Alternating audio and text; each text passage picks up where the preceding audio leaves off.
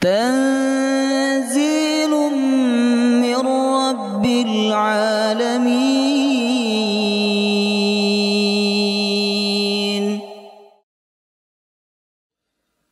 لقد جاءكم رسول من أنفسكم عزيز عليه ما عنتم حريص عليكم بالمؤمنين رؤوف رحيم.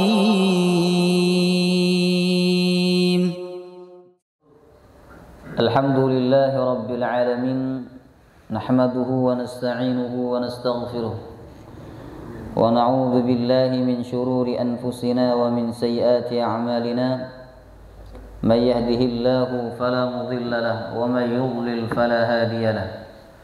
أشهد أن لا إله إلا الله وحده لا شريك له، وأشهد أن محمدا عبده ورسوله لا نبي ولا رسول بعده. اللهم صل وسلم على نبينا محمد وعلى آله وصحبه أجمعين. اللهم علمنا ما ينفعنا وانفعنا بما علمتنا وزدنا علما وعملا واجعلنا من الصالحين. آمين ya rabbal alamin. Alhamdulillah, segala puji bagi Allah yang senantiasa memberikan nikmat kepada kita semua. Nikmat yang luar biasa pagi hari ini. Pagi-pagi kita sudah duduk di dalam majelis ilmu. Di hari libur kita duduk di dalam majelis ilmu. Tadi pagi saya berangkat dari Telogomas, Bapak Ibu, ya kan, pengajian subuh di sana. Berangkat dari sana ke sini itu pertama dinginnya luar biasa, ya, dinginnya luar biasa. Tapi lebih dingin lagi nanti ketika orang-orang yang masuk neraka itu disiksa oleh Allah dengan rasa dingin. Karena Allah mengatakan illa hamimau wa ghassaqah. Tidak ada yang dirasakan oleh mereka kecuali hamiman, panas. Tapi di sisi lain Allah buat mereka dingin, tapi dingin yang menyakitkan, dingin yang membinasakan. Jamaah rahimakumullah. Makanya Nabi mengatakan apabila kita merasakan panas, hendaklah kita menyadari bahwa itu hembusan dari neraka jahanam. Begitu juga ketika kita merasakan dingin yang sangat, maka kita membayangkan, arahkan kepada akhirat, Bapak Ibu, bahwa neraka itu ada azab yang sangat dingin dan dinginnya membinasakan.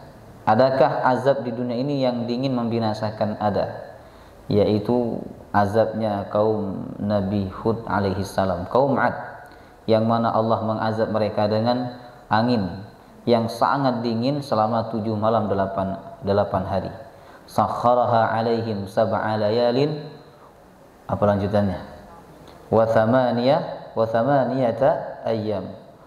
Allah membuat mereka terbang di udara, ya kan, dibawa oleh angin yang sangat dingin selama 8 hari, 7 malam 8 hari. Ya, kemudian di hari ke-8 Allah Subhanahu wa taala menjatuhkan mereka dalam keadaan terbalik dan semua isi badan mereka itu sudah hancur. Sebab angin itu masuk ke dalam tubuh mereka, ya kan, menghancurkan bagian dalam tubuh mereka. Dimanapun mereka berada, maka angin itu akan menangkap mereka. Jamaah rahimakumullah.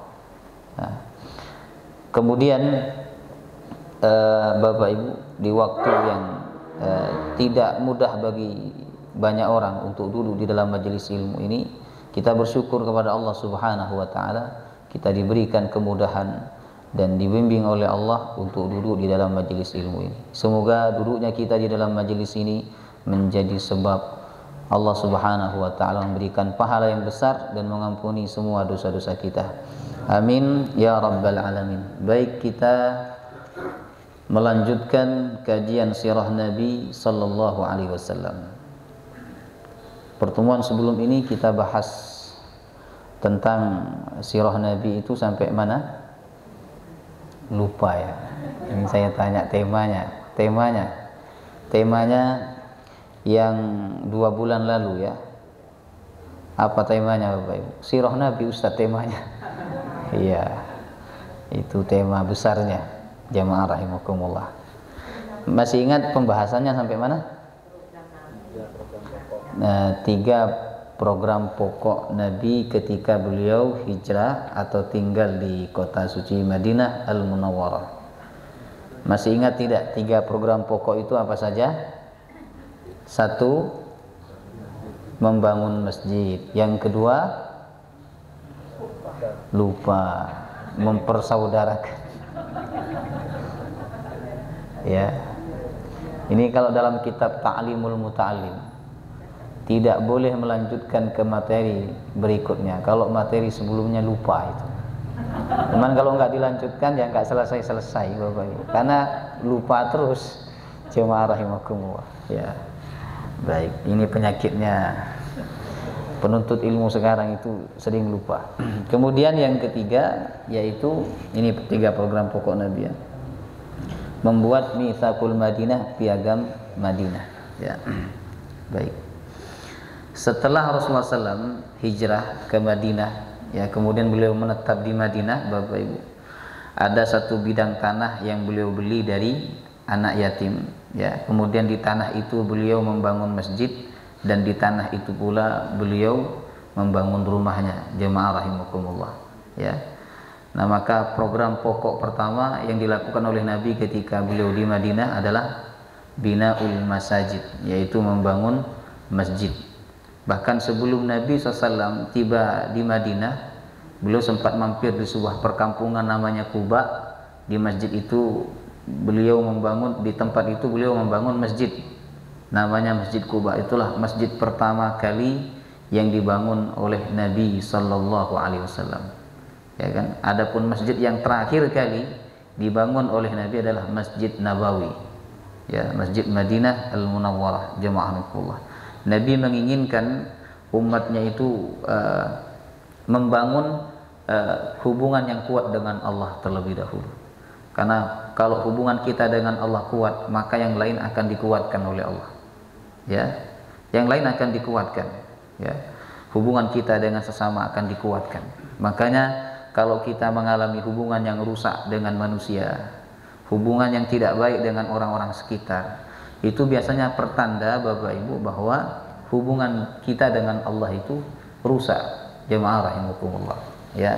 Makanya silaturahmi dengan sholat itu dari akar kata yang sama ya, silah sholat ya, silah sholat. Kata ini kalau dari sumber huruf yang sama itu biasanya memiliki keterikatan makna ya kan. Seperti misalnya rajulun dengan rijlun, kan dari huruf ra, jim dan lam, itu dari huruf yang sama, itu biasanya ada keterikatan. Rajulun artinya apa? Laki-laki. Rijlun apa artinya? Hah? Rijlun apa artinya? Kaki. Ya benar, sikil. Itu bahasa Inggrisnya Bapak Ibu ya.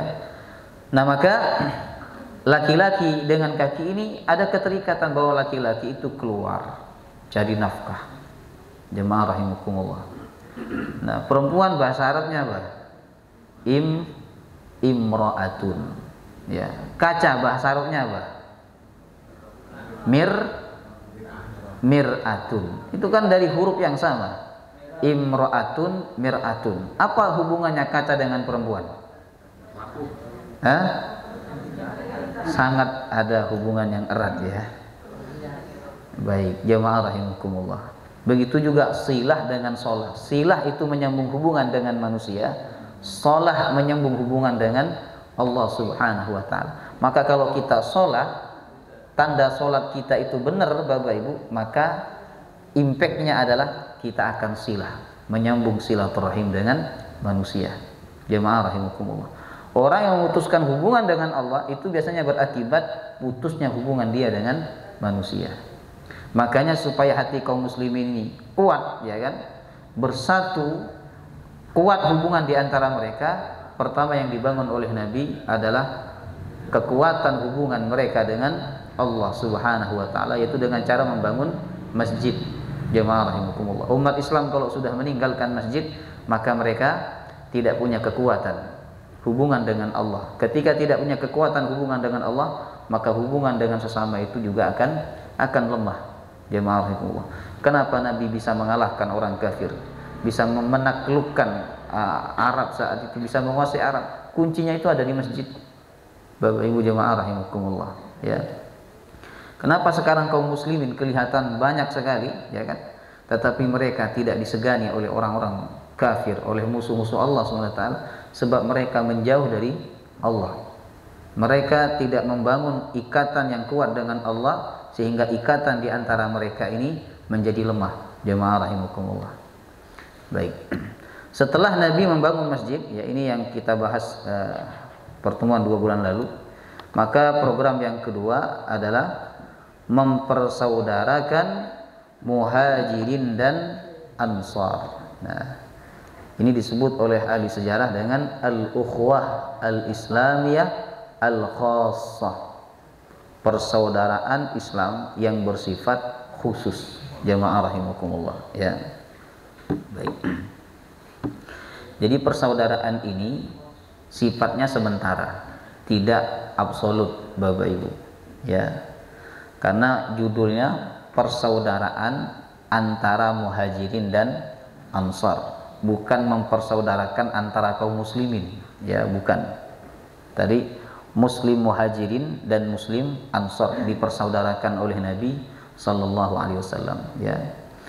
Adapun persaudaraan secara umum, Bapak Ibu, itu hakikatnya telah terbangun di kota suci Mekah antar sesama kaum muslimin. Karena memang persaudaraan antara sesama muslim itu suatu hal yang mesti terwujud kapanpun dan dimanapun. Sebagaimana firman Allah, innamal mu'minuna ikhwatun fa aslihu baina akhawaykum wattaqullaha la'allakum turhamun. Innamal mu'minun, sesungguhnya orang-orang beriman. Nah, di sini Allah menggunakan adatul hasr, kata untuk membatasi. Innama itu sama dengan firman Allah, innama ya'muru masajidallah, sesungguhnya orang-orang yang memakmurkan masjid Allah. Allah menggunakan kata innama membatasi bahwa orang yang memakmurkan masjid itu terbatas dan tidak banyak. Bayangkan dalam satu kampung itu ada berapa kakak dan lihat berapa yang ke masjid, Bapak Ibu, ya. Bahkan mohon maaf, yang rumahnya dekat masjid tidak ke masjid. Jemaah rahimakumullah. Dan kebanyakan yang jauh dari masjid itu yang ke masjid, Bapak Ibu jemaah rahimakumullah. Makanya Allah menyebut dengan kata innama. Innama, terbatas. Man amana billah, yang memakmurkan masjid itu orang-orang yang beriman kepada Allah Subhanahu wa taala. Begitu juga ketika Allah menyebut persaudaraan orang beriman, Allah menggunakan kata innama. Innamal mu'minun, hanya orang-orang beriman. Ikhwatun, yang mampu membangun persaudaraan. Ini terbatas hanya orang beriman. Sebab ikatan imanlah yang mendorong mereka untuk membangun persaudaraan, walaupun mereka tidak kenal. Berbeda dengan orang yang tidak beriman, mereka susah sekali untuk bersatu, Bapak Ibu. Allah mengatakan tahsabuhum jami'an wa qulubuhum syatta. Surat apa itu? Al-Hasyr. Tahsabuhum jami'an, engkau melihat mereka jami'an bersatu, wa qulubuhum syatta, tetapi sebenarnya hati mereka syatta, ya kan, berbeda, berpecah. Jemaah Allah. Sedangkan umat Islam itu kelihatannya beda daerah, beda suku, tetapi hati mereka jami'an, bersatu. Jemaah rahimakumullah. Ya, makanya Allah membatasi dengan kata innama. Innamal mu'minuna ikhwah. Sesungguhnya hanya orang-orang beriman, ikhwatun, yang bersaudara. Dalam Al-Quran, Bapak Ibu, ikhwah ini biasanya digunakan untuk menunjuk saudara kandung, ya, saudara kandung. Nah, subhanallah, ketika Allah menyebutkan persaudaraan antara orang beriman, Allah menyebut dengan kata ikhwah, ya, seakan-akan Allah ingin memberikan pelajaran kepada kita semua bahwa hendaklah kita menganggap orang mukmin siapapun dia, apapun statusnya dia, kita anggap dia sebagai saudara, seperti saudara kandung. Jamaah rahimakumullah. Karena kita bersaudara, Bapak Ibu, kita nggak boleh saling menyakiti, kita tidak boleh saling menjatuhkan, kita tidak boleh saling merendahkan, tidak boleh saling menghina. Saudara itu menjaga aib saudaranya, saudara itu meninggikan kedudukan saudaranya, saudara itu saling tolong menolong. Al muslim akhul muslim la yadhlimuhu, kata Nabi. Orang muslim itu bersaudara dengan muslim lainnya, tidak boleh saling menzalimi, tidak boleh muslim ini menjatuhkan muslim yang lain. Jamaah rahimakumullah. Ketika orang muslim saling menjatuhkan, maka yang tertawa adalah orang kafir. Jamaah rahimakumullah. Ya. Kemudian di dalam ayat ini, persaudaraan itu harus dibangun dengan atas dasar iman. Innamal mu'minun, sesungguhnya orang-orang beriman. Allah mengatakan orang-orang beriman. Ini menunjukkan bahwa persaudaraan itu harus dibangun di atas keimanan. Ya, buatlah kita ini berkumpul atas dasar iman, bukan karena atas dasar organisasi, bukan karena atas dasar harta, bukan atas dasar suku, tapi atas dasar keimanan. Kalau kita berkumpul atas dasar iman, maka perkumpulan kita itu bernilai pahala, Bapak Ibu. Tapi kalau kita berkumpul mengikat hubungan atas dasar suku, atas dasar komunitas, ya kan, atas dasar organisasi, maka di situ tidak ada nilai pahala. Jemaah rahimakumullah.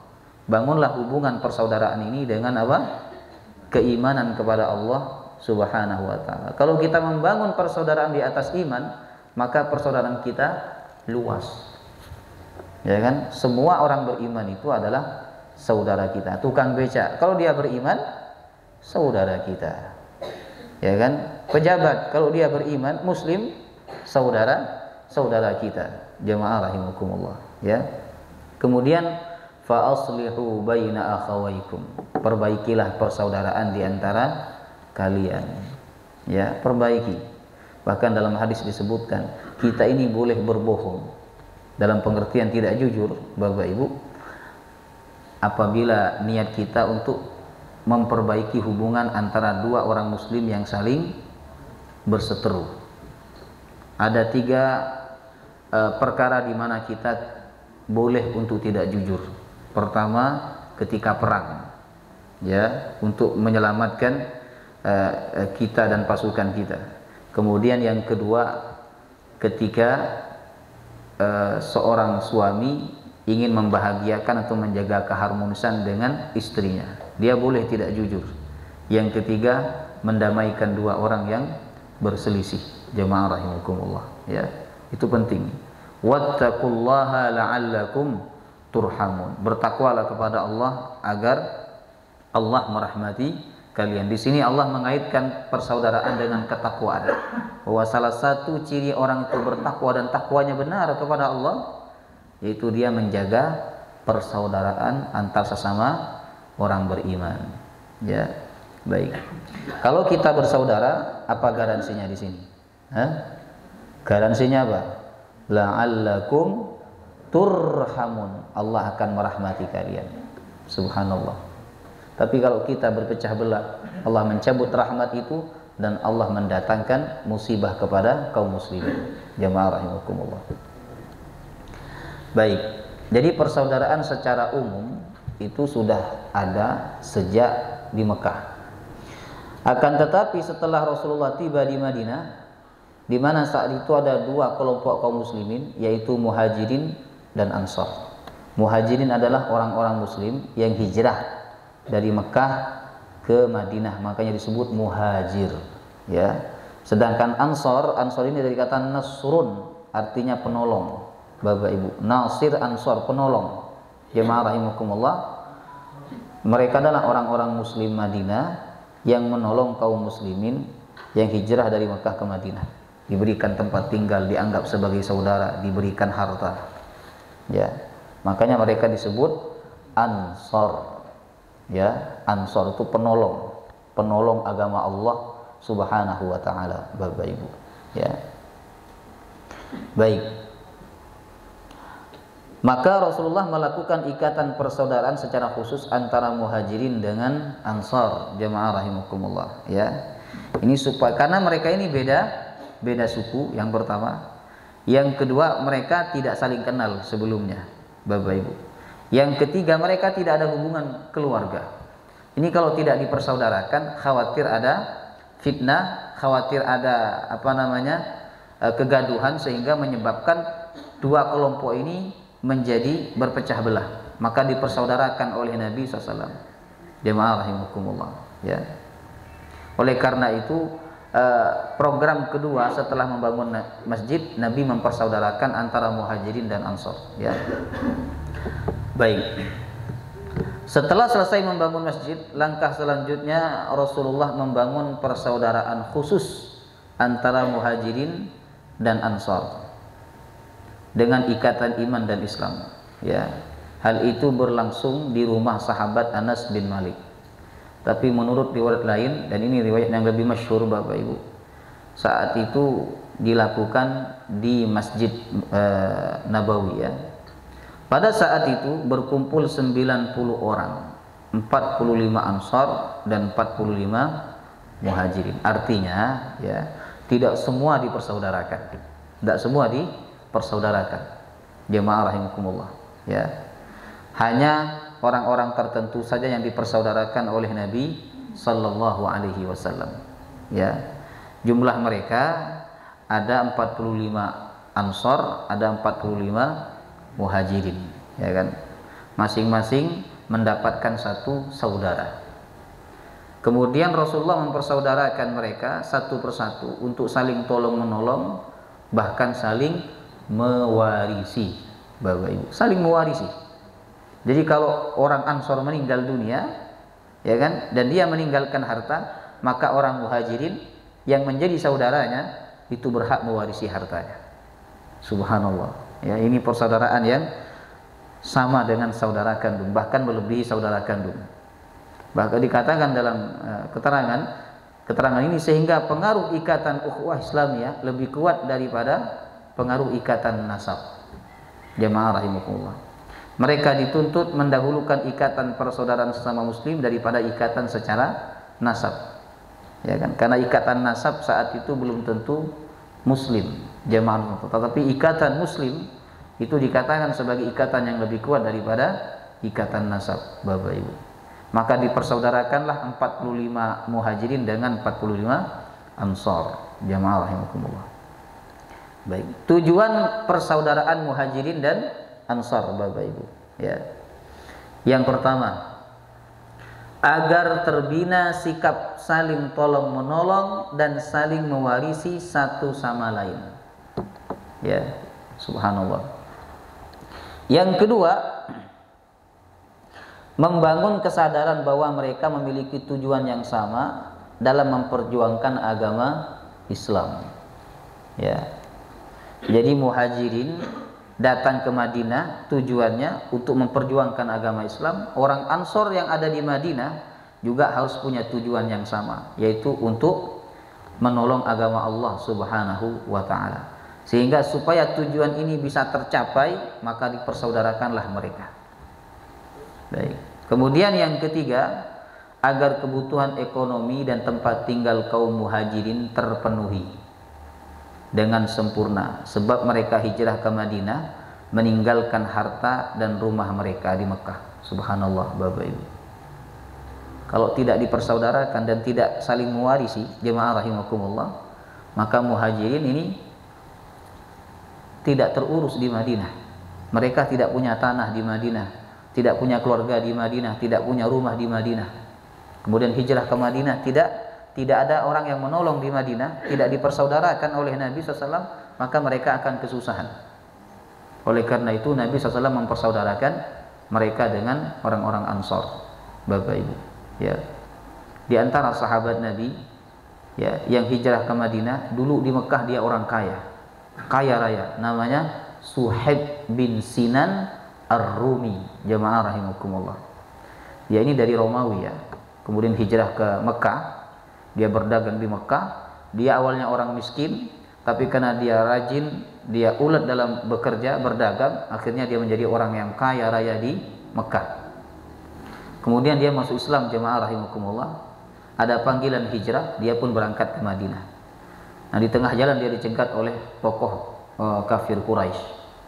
Kata mereka, wahai Suhaib, apakah kami membiarkan engkau pergi ke Madinah dengan membawa harta, padahal engkau datang kepada kami dalam keadaan miskin? Kami tidak akan mungkin membiarkan engkau ke Madinah membawa harta engkau. Kata Suhaib Ar-Rumi, apa yang kalian inginkan? Kata mereka, kami menginginkan harta yang kau miliki, kau tinggalkan di Mekah karena kau dapatnya di Mekah. Ya, barulah kami akan mengizinkan engkau hijrah ke Madinah. Apa kata Suhaib bin Sinan Ar-Rumi, Bapak Ibu? Kalau itu yang kalian inginkan, sudah saya berikan semua hartaku kepada kalian. Dan saya tidak akan membawa sepeser pun. Rumahku silakan kalian ambil. Hartaku silakan kalian ambil. Aset-asetku semua kalian ambil. Ya kan? Kemudian biarkan aku hijrah ke Madinah. Subhanallah. Kemudian tiba di Madinah, Bapak Ibu, Nabi SAW mendapatkan kabar dari malaikat Jibril bahwa Suhaib bin Sinan Ar-Rumi telah mengorbankan seluruh hartanya demi bisa hijrah ke Madinah. Jemaah rahimakumullah. Kemudian Nabi memuji Suhaib Ar-Rumi. Kata Nabi, rabaha bai'u Suhaib. Rabaha bai'u Suhaib. Telah beruntung jual belinya Suhaib. Telah beruntung jual belinya Suhaib. Dia telah menjual hartanya untuk mendapatkan ridha Allah Subhanahu wa taala. Kemudian Suhaib bertanya kepada Nabi, "Ya Rasulullah, enggak ada orang yang tahu tentang peristiwaku itu. Enggak ada orang yang mendengar dari kaum muslimin tentang peristiwaku itu. Panjenengan tahu dari mana? Bahwa aku telah memberikan seluruh hartaku kepada orang kafir Mekah demi bisa hijrah." Apa kata Nabi? Allah memberitahuku. Allah menurunkan ayat memuji engkau wahai Suhaib. Surah Al-Baqarah. Wa minan nasi may yashri nafsahu batigha'a mardatillah. Itu surah Al-Baqarah, Bapak Ibu. Ayat 207. Hafal panjenengan? Wa minan nasi may yashri nafsahu batigha'a mardatillah. Dan ada sebagian manusia, kata Allah, yang menjual dirinya, menjual apa yang dia miliki, ibtigha'a mardatillah, hanya demi mengharapkan ridha Allah Subhanahu wa taala. Bapak Ibu, ada orang yang mengorbankan harta untuk mendapatkan harta yang lebih banyak. Ada orang yang mengorbankan jiwanya untuk mendapatkan keuntungan dunia. Tapi Suhaib ini mengorbankan hartanya, merelakan hartanya untuk mendapatkan ridha Allah Subhanahu wa taala. Subhanallah. Jemaahullah. Maka siapa di antara kita yang kehabisan harta karena untuk menegakkan agama Allah, itulah Suhaib bin Sinan Ar-Rumi. Dipuji oleh Allah dengan ayat ini. Wa minan nasi may yashri nafsahu batigha'a mardatillah. Jemaah rahimakumullah, ya. Kemudian Bapak Ibu, itulah alasan kenapa Nabi mempersaudarakan Muhajirin dan Ansar. Karena mereka di Mekah ini ada yang kaya, tapi ketika hijrah mereka tidak punya harta. Kemudian yang keempat, dengan persaudaraan itu Rasulullah ingin menghilangkan rasa kesendirian kaum Muhajirin dan kesedihan mereka, karena hijrah telah membuat mereka berpisah dengan sanak keluarga. Subhanallah, ya. Mereka berpisah dengan anak mereka yang masih tidak beriman. Mereka berpisah dengan istri mereka yang tidak beriman. Mereka berpisah dengan orang tua mereka yang tidak beriman. Jemaahullah, kalau mereka di Madinah tidak dipersaudarakan oleh Nabi, maka itu menambah kesedihan mereka, Bapak Ibu. Tidak mudah bagi sahabat hijrah ke Madinah. Ya kan? Mereka meninggalkan harta. Mungkin kalau meninggalkan harta masih bisa mereka, tidak berat mereka lakukan. Tapi ini juga meninggalkan apa? Keluarga, ya. Dan mereka tidak kembali lagi ke Mekah, Bapak Ibu, sebab mereka menetap di Madinah. Ya, berbeda dengan orang yang kerja di luar negeri, ya kan? Kemudian mereka meninggalkan keluarga, tapi mereka ada harapan untuk bisa kembali lagi, jemaah rahimakumullah. Apalagi zaman sekarang ada HP, bisa video call. Kalau pada zaman dahulu bagaimana, Bapak Ibu? Itu berat, dan tapi mereka bisa melakukannya, meninggalkan semua demi apa? Demi ridha Allah Subhanahu wa taala, ya. Baik. sehingga Nabi untuk menghibur kesedihan mereka itu beliau mempersaudarakan mereka dengan orang-orang muhajir, dengan orang-orang Ansor, ya. Kemudian yang kelima, membentuk pasukan yang kuat dan solid untuk melindungi umat Islam dari serangan musuh. Inilah 5 alasan atau tujuan persaudaraan Muhajirin dan Ansor, ya. Bisa dipahami? Alhamdulillah. Kemudian yang berikutnya, di antara sahabat yang dipersaudarakan, ya. Adapun nama-nama secara jelas 45 orang itu tidak dicantumkan dalam slide ini Bapak Ibu, ya. Tapi ini adalah di antara orang-orang yang dipersaudarakan oleh Nabi, ya. Yang pertama, Ja'far bin Abi Thalib dipersaudarakan dengan Mu'adz bin Jabal. Ja'far ini apanya Nabi? Ja'far ini adalah sepupunya Nabi. Karena Abu Thalib pamannya Nabi, ya. Abu Thalib punya anak namanya Ja'far, ya. Ja'far ini dijuluki dengan At-Tayyar Bapak Ibu, bersayap, karena ketika membela pasukan kaum muslimin beliau menjadi pemegang bendera, tapi tangannya ditebas oleh orang kafir, kemudian dipegang dengan tangan kirinya, ditebas lagi oleh orang kafir.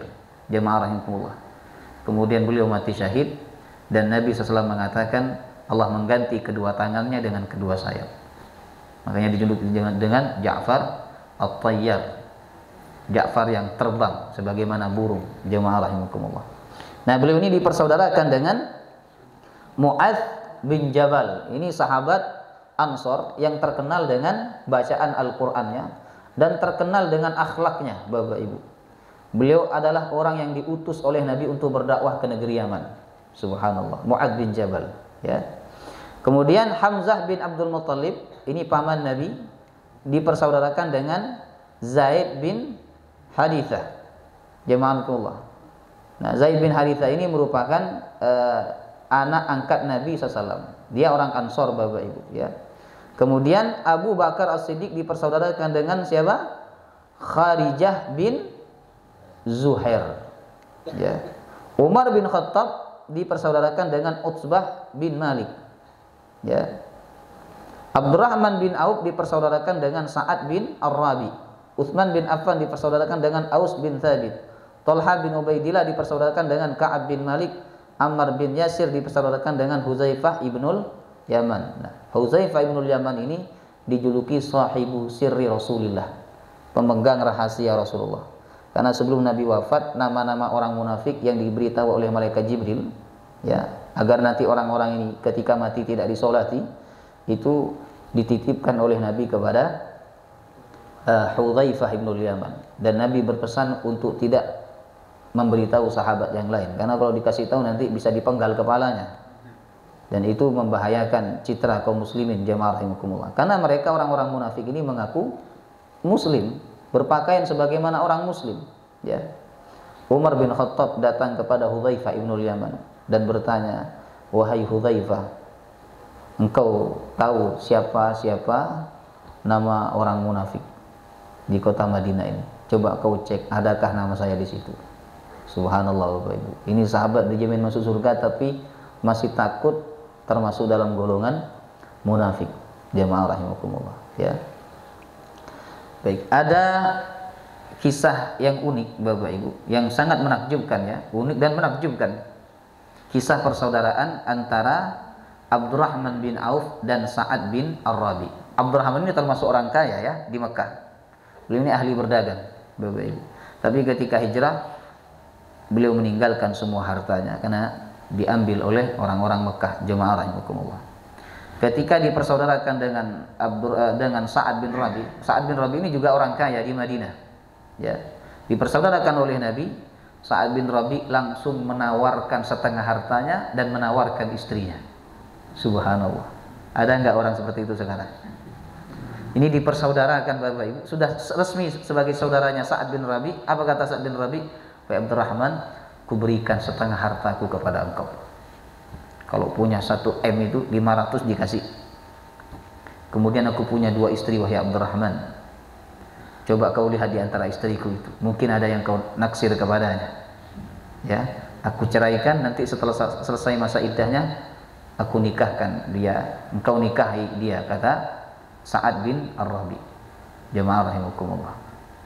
Ya, ini bukan hanya harta yang dikasih, tapi istrinya juga dikasih. Jemaah rahimakumullah. Ya, karena Abdurrahman bin Auf meninggalkan istrinya di Makkah. Istrinya tidak beriman kepada Allah Subhanahu wa taala, Bapak Ibu. Ya. Tapi apa jawaban Abdurrahman? Barakallahu fi ahlika wa malika. Semoga Allah memberkahi kamu dalam keluargamu dan dalam hartamu. Dulluni 'ala suq. Tolong kau tunjukkan kepadaku pasar. Artinya apa? Abdurrahman bin Auf menolak. Jemaah rahimakumullah, tapi dengan bahasa yang halus. Kalau panjenengan menolak badan, makanya nggak didatangkan sama Allah ya orang yang menawarkan setengah hartanya. Bapak Ibu, ada seorang murid bertanya kepada gurunya, jemaah rahimakumullah, ya, bertanya kepada gurunya, wahai guru, adakah orang zaman sekarang ini seperti Sa'ad bin Ar-Rabi yang menawarkan setengah hartanya? Mana orangnya, saya pengen datang, kata muridnya. Kata gurunya apa? Dia sudah pergi bersama orang-orang yang apabila ditawari tidak mau. Paham? Dia sudah pergi bersama orang-orang yang mana apabila ditawari tidak mau. Karena kalian ditawari mau, maka orang itu tidak ada. Jemaah rahimakumullah. Ya, subhanallah. Ini sahabat, ini akhlak dari sahabat, ya, bahwa ketika kita ditawari sesuatu yang besar, jemaah, janganlah sekali-kali kita ini mudah menerima tawaran, pemberian dan lain sebagainya, Bapak Ibu. Hendaklah kita mempertimbangkan kondisi orang itu. Terkadang orang itu menawarkan sesuatu karena kasihan kepada kita, tapi di sisi lain dia juga butuh. Jemaah rahimakumullah. Hendaklah kita iffah, menjaga kehormatan diri kita. Ya, jangan mudah dan jangan ringan menerima pemberian daripada orang. Ya, lihatlah kondisi orang itu, jemaah rahimakumullah. Baik. Nah, kemudian Abdurrahman bin Auf, Bapak Ibu, beliau ditunjukkan pasar oleh Sa'ad bin Rabi, dan beliau berdagang di pasar. Bahkan beliau disebutkan dalam suatu riwayat, beliau ini berdagang sampai ke negeri Yaman. Beliau mengambil barang di Yaman dijual di pasar Madinah, barang-barang di Madinah dibawa ke Yaman. Sehingga dalam waktu yang singkat beliau kembali menjadi orang kaya. Tapi ada satu doa Abdurrahman bin Auf ini yang sangat unik doanya, ya. Kita boleh mencontohnya, boleh, tapi harus bertanggung jawab di hadapan Allah. Ya, apa kata beliau? Ya Allah, aku ini sudah dikenal kaya, tapi sekarang aku tidak punya harta. Ya Rabb, buat aku menjadi kaya sebagaimana orang-orang mengenal aku sebagai orang kaya. Ya. Nah, begitu juga kita. Kita udah dikenal kaya sama orang, kan? Udah dikenal punya ini, punya ini, punya ini. Padahal saat itu kita udah nggak punya apa-apa. Minta kepada Allah. Ya Allah, orang-orang sudah mengenalku sebagai orang kaya, dan mereka ketika ada apa-apa minta tolong kepadaku, minta sumbangan kepadaku. Ya Rabb, mudahkan aku untuk tetap menjadi orang kaya. Ya, banyakkan rezekiku. Panjenengan dikenal orang soleh oleh masyarakat, Bapak Ibu. Itu tidak mudah, ya, dikenal soleh, dikenal takut kepada Allah, dikenal soleh, dikenal terjaga dari maksiat. Padahal terkadang kita terjerumus dalam perbuatan maksiat. Berdoa kepada Allah, minta, ya Allah, sebagaimana orang-orang mengenalku sebagai orang baik, jadikanlah aku lebih baik daripada yang disangka oleh mereka. Abu Bakar As-Siddiq itu, Bapak Ibu, kalau dipuji oleh orang, dipuji, ya, dipuji kebaikannya, dipuji ketaatannya, dipuji kesolehannya. Apa doanya Abu Bakar? Allahumma ja'alni khairan mimma yadhunnun waghfirli ma la ya'lamun. Ya Allah, jadikanlah aku lebih baik dari apa yang mereka duga, dan ampunilah dosa-dosa yang mereka tidak ketahui tentang aku. Hafal enggak doa ini? Allahumma ja'alni khairan mimma yadhunnun waghfirli ma la ya'lamun. Jemaah, akhirnya Abdurrahman bin Auf, Bapak Ibu, menjadi kaya kembali. kemudian dia bertemu dengan Nabi SAW dalam keadaan menggunakan minyak yang berwarna kuning. Jadi di bajunya itu ada minyak warna kuning menempel. Itu minyaknya perempuan, ya. Karena minyak perempuan itu di zaman Nabi kelihatan warnanya, tapi baunya enggak menyengat. Kalau minyaknya laki-laki itu enggak kelihatan, tapi baunya yang kecium sampai kemana-mana. Nah, maka Nabi bertanya, wahai Abdurrahman, ada apa dengan baju engkau itu? Ya Rasulullah, aku telah menikah.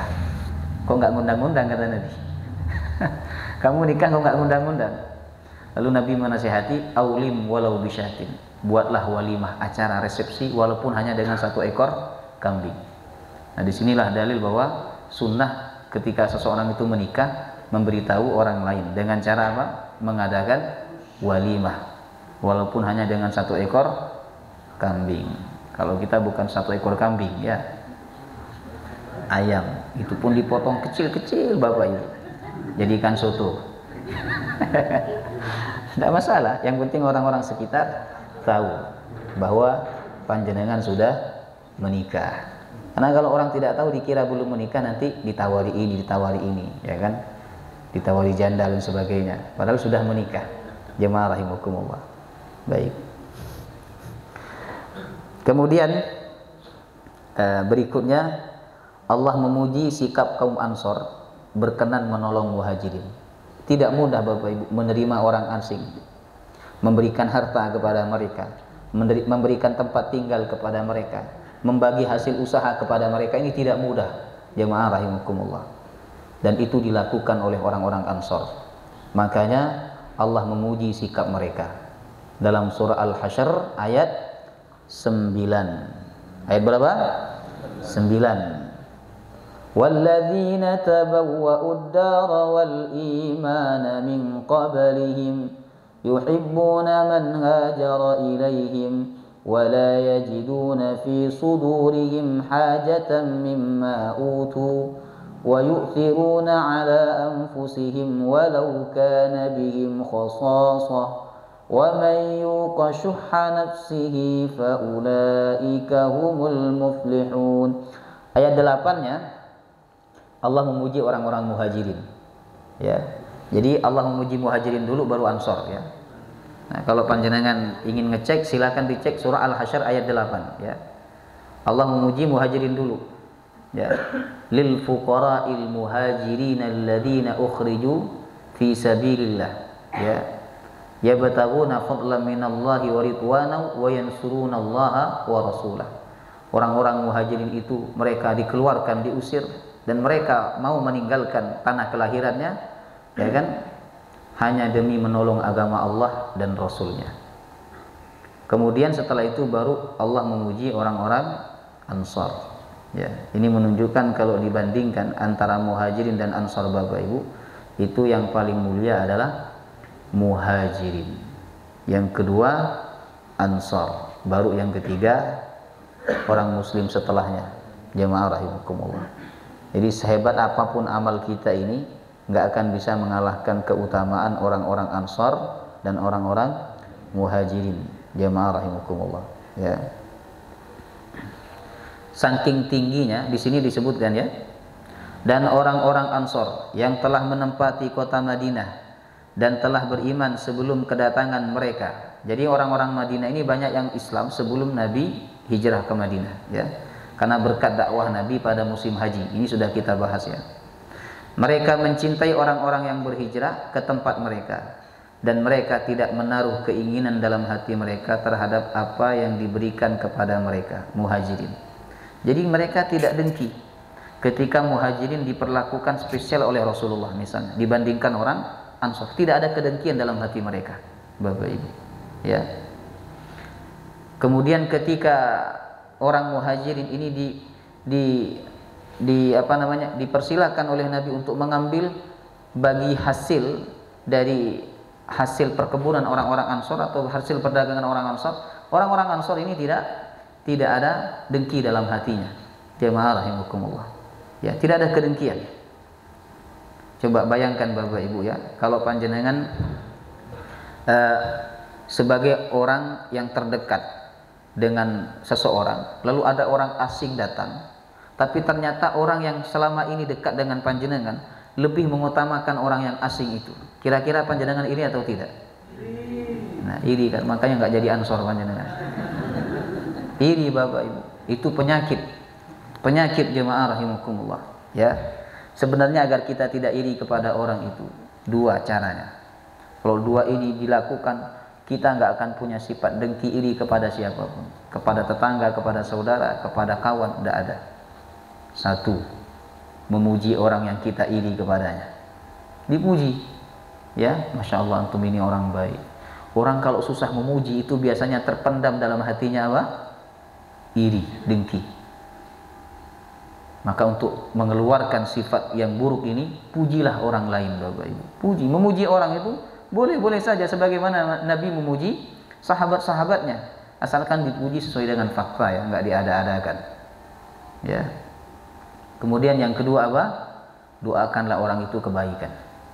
Kalau kita nggak pernah mendoakan dia kebaikan, maka dengki itu akan semakin membara di dalam hati kita. Jemaah rahimakumullah. Ya. Jadi orang-orang Ansor ini sama sekali tidak menyimpan kedengkian kepada orang Muhajirin. Dan lebih hebatnya lagi ini ya. Wa yu'thiruna 'ala anfusihim walau kana bihim khassasah. Mereka mendahulukan orang Ansor, orang-orang Muhajirin. Orang-orang Ansor mendahulukan orang-orang Muhajirin walaupun mereka sebenarnya juga butuh. Subhanallah. Seperti kisah tadi siapa? Sa'ad bin Ar-Rabi. Dia mendahulukan Abdurrahman.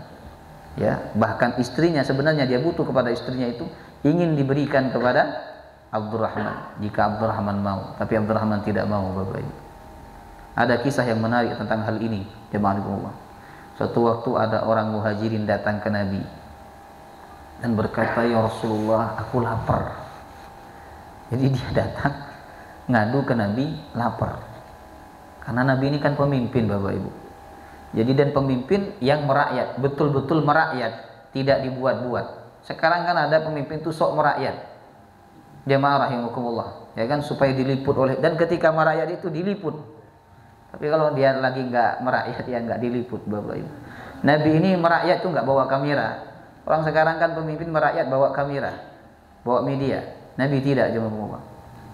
Ada orang yang lapar, orang Muhajirin lapar ya, datang ke Nabi, "Ya Rasulullah, lapar." Coba bayangkan itu ya, lapar ngadu ke Nabi. Sekarang ada nggak orang lapar ngadu ke Prabowo? "Pak, lapar Pak." Gak ada Bapak Ibu.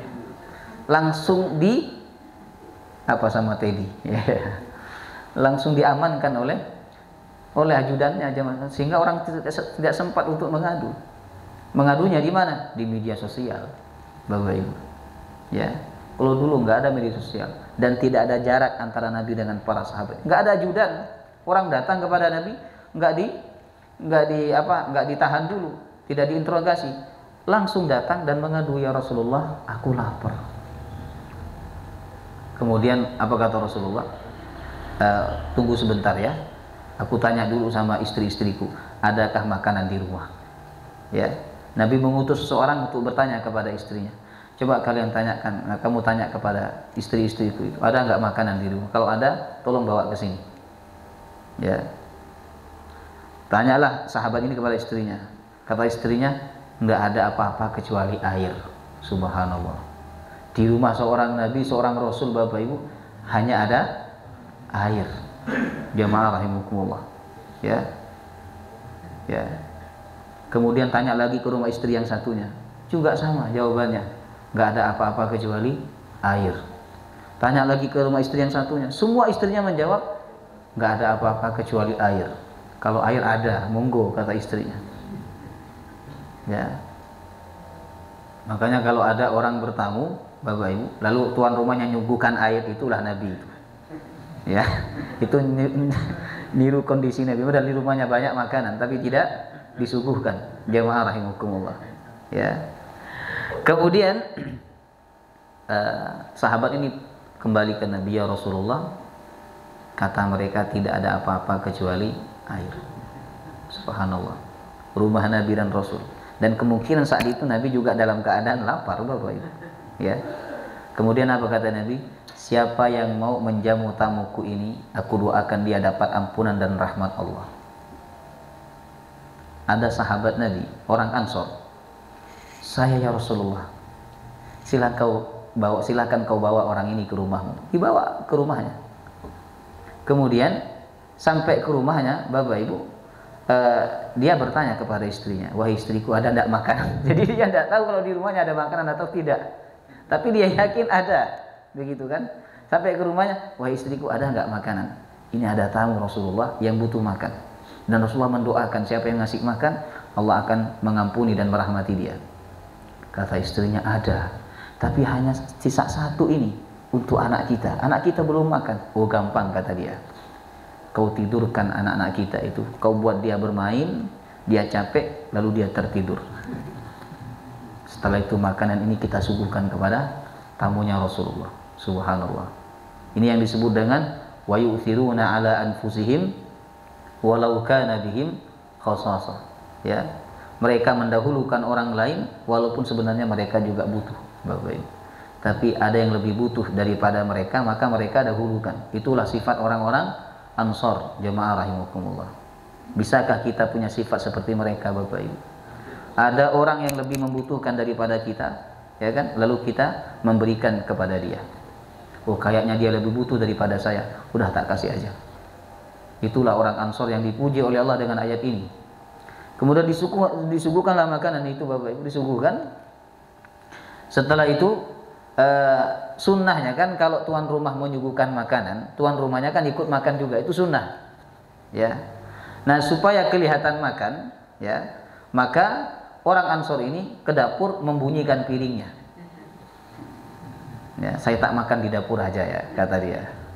Membunyikan piringnya aja marfu'ah, sehingga tamunya merasa tenang, nyaman. Oh, ternyata tuan rumahnya juga makan. Ya. Subhanallah, padahal di dapur itu dia tidak makan. Malam itu dia dan anak-anaknya dalam keadaan lapar, tapi dia melihat ada yang lebih lapar daripada dia. Kemudian pagi hari malaikat Jibril datang ke Rasulullah menyampaikan bahwa Allah telah mengampuni dan merahmati dua orang itu. Kemudian disampaikan oleh Nabi kepadanya. Jemaah rahimakumullah. Inilah sifat orang Ansor, mendahulukan orang lain, Bapak Ibu. Ya. Kita ini kalau melihat ada orang yang lebih membutuhkan, lalu kita dahulukan, itu orang Ansor. Misalnya nih kita di pom bensin kan nunggu antrian, ada orang tua di belakang, Bapak Ibu, udah batuk-batuk, ya kan? Ya, kemudian susah dia mendorong sepedanya. Kita bilang, monggo bah jenengan dulu.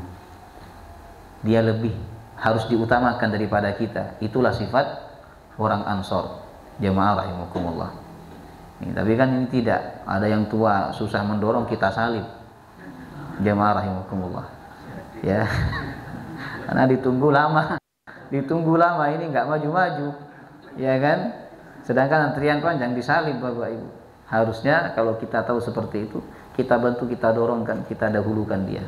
Jemaah rahimakumullah. Ya. Baik.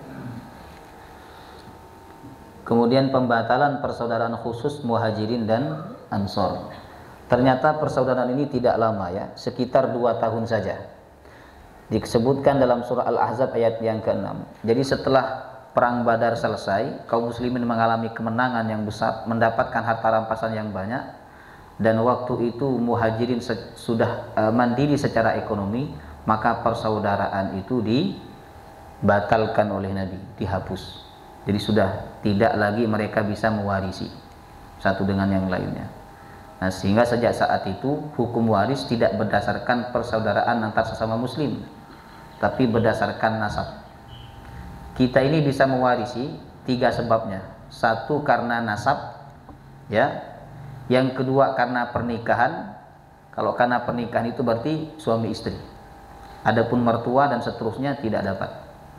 Kemudian yang ketiga karena perbudakan. Jadi budak itu boleh mewarisi harta tuannya.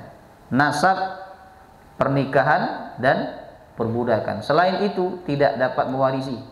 Anak angkat tidak dapat mewarisi. Jemaah rahimakumullah. Ya. Nasab itu pun juga dibatasi. Makanya setelah perang Badar, persaudaraan khusus antara Muhajirin dan Ansor ini dihapus oleh Rasulullah sallallahu alaihi wasallam. Ya. Tapi tolong menolong dan saling menasihati tetap disyariatkan.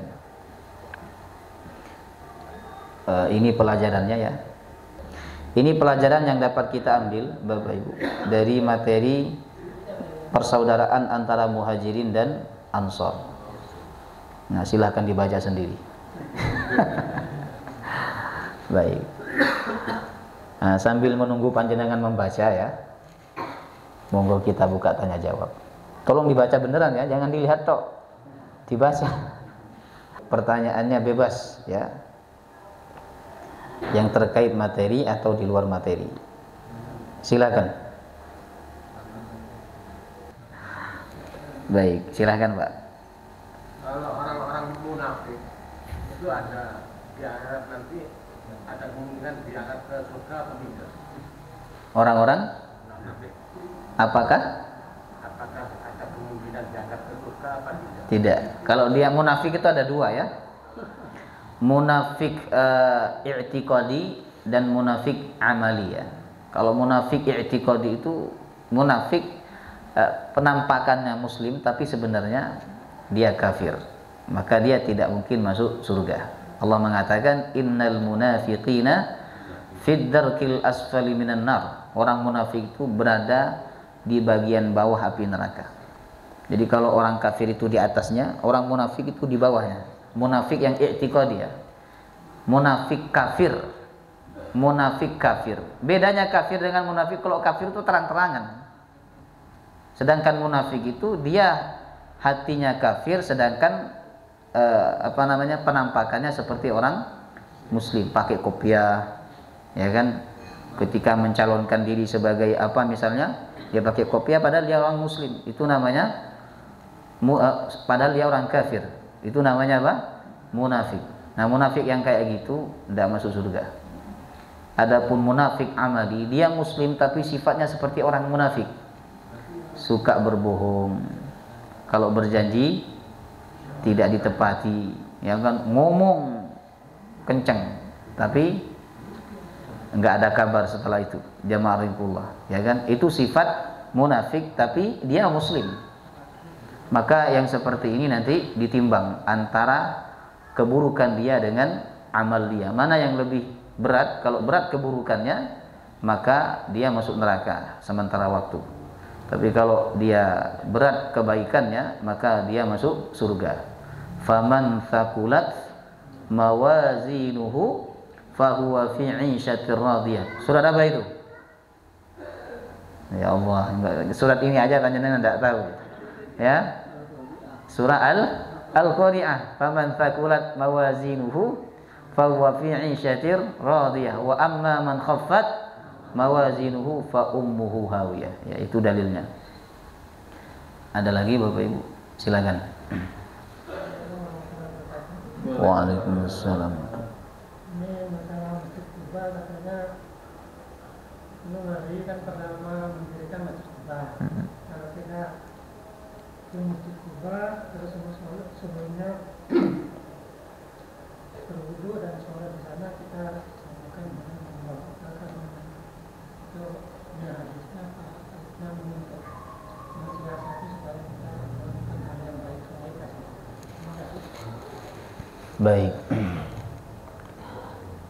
Hanya ada 3 masjid yang memiliki keutamaan khusus bila kita beribadah di dalamnya.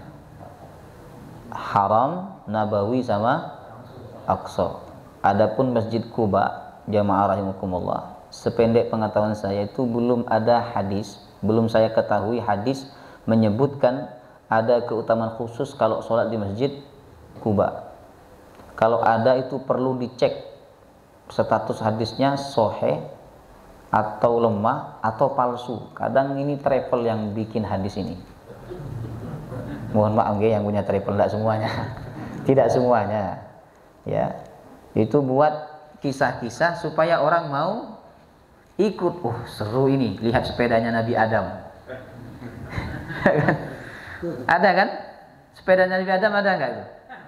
seru ini kan. Akhirnya daftarlah lihat sepeda Nabi Adam. Sejak kapan Nabi Adam punya sepeda? Jemaah rahimakumullah. Ya. Kemudian sama juga dengan yang tadi itu ya. Nah, itu perlu dicek. Ditanya itu hadisnya benar hadis dari Nabi atau jangan-jangan itu hadis palsu yang dibuat-buat supaya orang berkunjung ke sana. Dibuat lagi siapa yang masuk gua Hira, ya, maka dia mendapatkan pahala seperti haji dan umroh, gitu kan.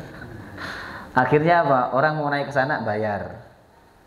Ya, Bapak Ibu, ini kita sampai di bawah saja, tapi yang pengen naik silahkan. Cuman kalau panjenengan tidak tahu caranya, bisa tambah bayar kepada kami misalnya. Disebutkan hadisnya dan seterusnya. Padahal itu hadis palsu. Jemaah rahimakumullah, ya. Jadi masalah hadis ini harus selektif. Kalau perkataan ulama silahkan. Tetapi kalau hadis Bapak Ibu harus selektif. Ustadz menyampaikan sebuah hadis, tolong dicek, apalagi itu berkaitan dengan akidah, berkaitan dengan hukum, ya kan, berkaitan dengan tauhid, ini tolong dipastikan. Ditanya ustadznya itu hadisnya, status hadisnya bagaimana, jemaah rahimakumullah, ya. Tapi kalau berkaitan dengan fadailul a'mal, hadis dhaif masih boleh dipakai, pendapat Imam Nawawi, ya. Namun hadis palsu ini tidak dipakai karena itu berbohong atas nama Nabi sallallahu alaihi wasallam. Kalau tidak ada lagi pertanyaannya, mari sama-sama kita tutup dengan doa kafaratul majlis. Subhanakallahumma wa bihamdika asyhadu an la ilaha illa anta astaghfiruka wa atubu ilaik. Assalamualaikum warahmatullahi wabarakatuh.